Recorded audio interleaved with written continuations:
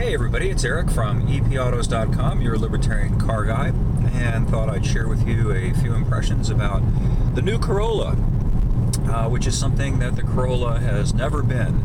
The Corolla has always been a very solid blue chip choice for basic transportation. I personally have always felt that it's a very nice car, a pleasant car to drive. But the one thing it's never been is a fun car to drive, particularly the last generation. Came with only one engine, just powerful enough to move it along. Certainly not anything particularly peppy or enjoyable to drive. And that put Toyota at a disadvantage relative to a lot of other small cars in the class.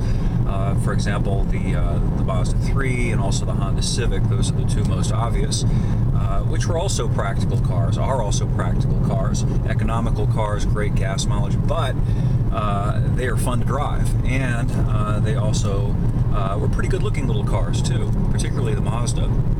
Well, the redesigned Corolla now achieves at least par with that, and possibly more than par. For the first time, it's available in two different configurations. You can get the usual sedan. You can also get the hatchback, which is the one that I've got right now. But the big news is that it now offers an optional engine. You can get a larger 2-liter engine that makes 168 horsepower. And it can be had with the 6-speed manual transmission, as in my test car here. And that makes it a lot of fun to drive. It's not a rocket, it's not a Hellcat, but the truth of the matter is, per the old adage, that it can be more fun to drive a relatively slow car fast than a fast car slow. I've driven pretty much everything under the sun, including the Hellcat, and as much as I love that car can also be a frustrating car, because how often are you going to get to really make use of its full 700, now almost 800 horsepower?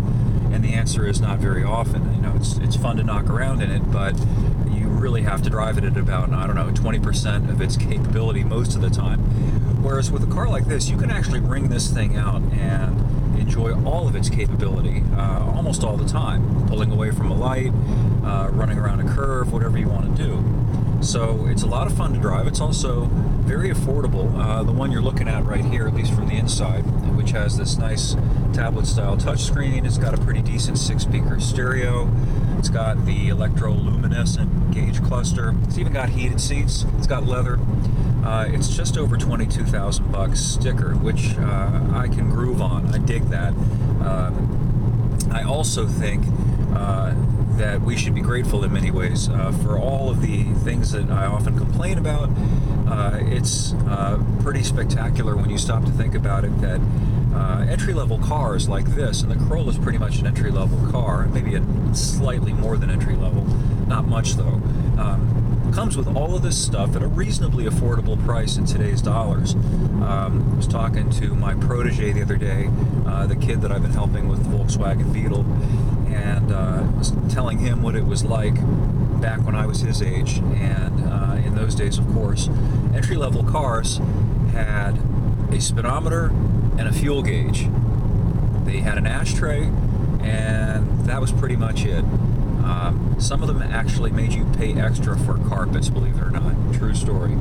At any rate, they certainly did not have 6-speed transmissions. They did not have 168 horsepower engines. They did not have heated seats and leather.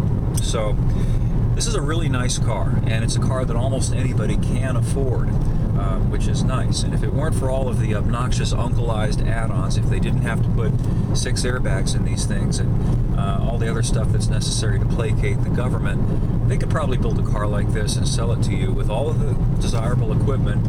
I'm going to say probably for somewhere around $15,000 or $16,000, and maybe even less.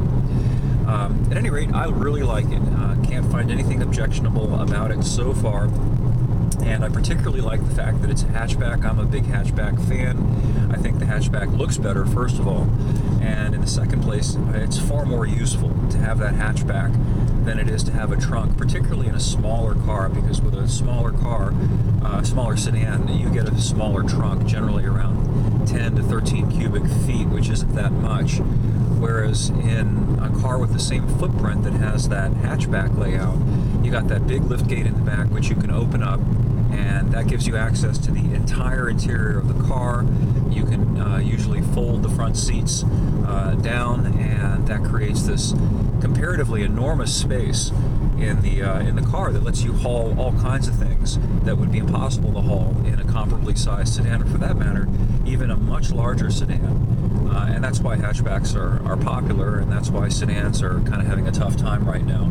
At any rate, I should have a review of this car up on the site shortly.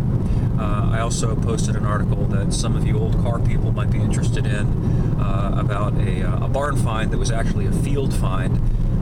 Somebody found a car just like the one that I used to own out in sitting forlornly in a field out in Texas somewhere, and that car is a 76 limited anniversary, a limited edition 50th anniversary black and gold Trans Am. I once owned one, do not anymore. I still have a 76 Trans Am, but my 50th anniversary car is long gone. Anyway, that's up on the site, so stop by and have a look, and thanks for viewing, and we will catch up with you again soon.